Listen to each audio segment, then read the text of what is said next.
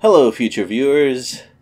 We've got another outdoors map, but this one is actually tolerable. It has that kind of terrain layout that I like, with lanes of pretty fast movement in paths throughout the map, and then rougher, more defensive tiles to the sides. I think that's a map type that Shining Force does pretty well, and the enemy opens up with a fairly nasty crit magic attack. I'm reasonably sure that they can't get double breaths anymore, but still. And then a considerably less scary crit brass gunner attack. Those are just the enemies near the start. They're dealt with pretty easily. And we've got another character that forced himself into our party for a map.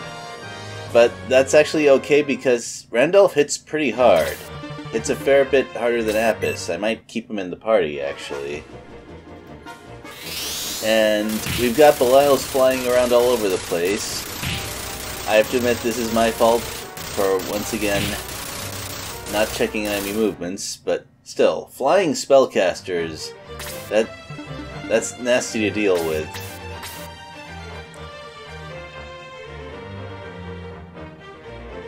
Oh man, what a tough decision. Should I shoot the bad guy?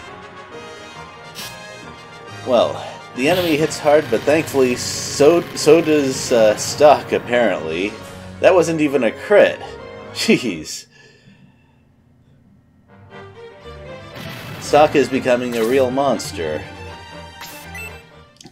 Actually, this whole exchange is kind of important. On the left side, we've got a Demon Master moving forward, and help is kind of far away, plus the terrain kind of slows him down from there, so I decide to retreat Roos from there. Also, that we are running into some trouble over here. Those two Belials moved in fairly short succession of each other. But you know what? There are not any more follow-ups on the way, so we can deal with that.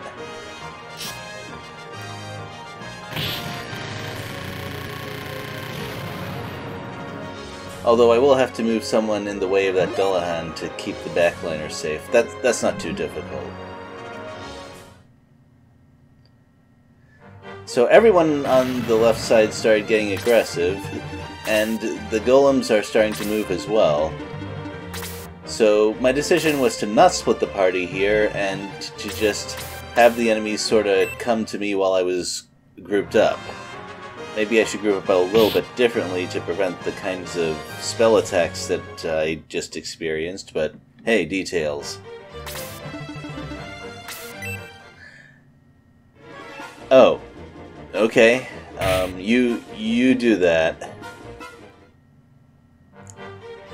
I'm not going to complain about that. So that sealed that spellcaster's doom.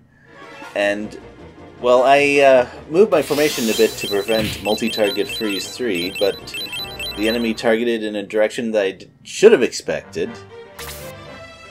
Good news is, this guy can just shoot right back. And since we've already established that Stock is a damage-dealing machine, that means that this Demon Master is not going to get another turn either.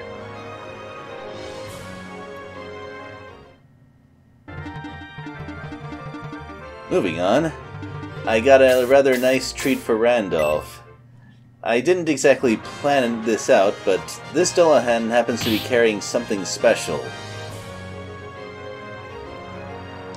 Yes, I don't know why it was carrying a Valkyrie spear, but now we got a Valkyrie spear.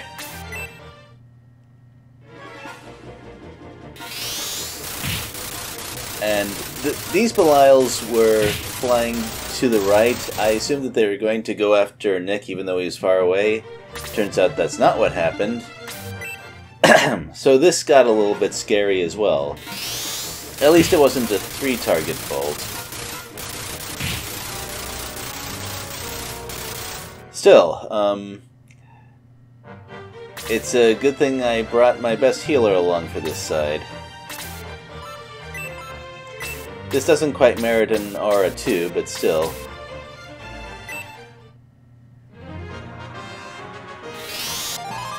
Very nice to have these options along.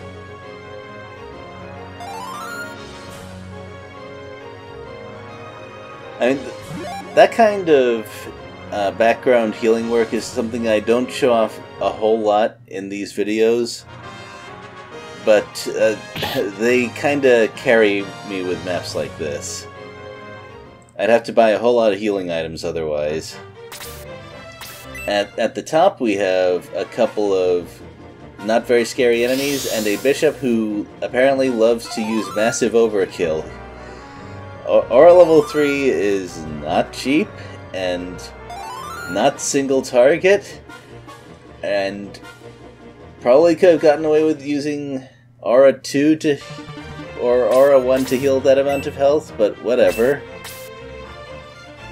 Now, considering what that evil bishop just did, using a multi-target spell attack on them doesn't seem like an amazing idea. But that's only the case if I don't kill the evil bishop before it gets to move. And I have a pretty decent number of people lined up to secure that kill.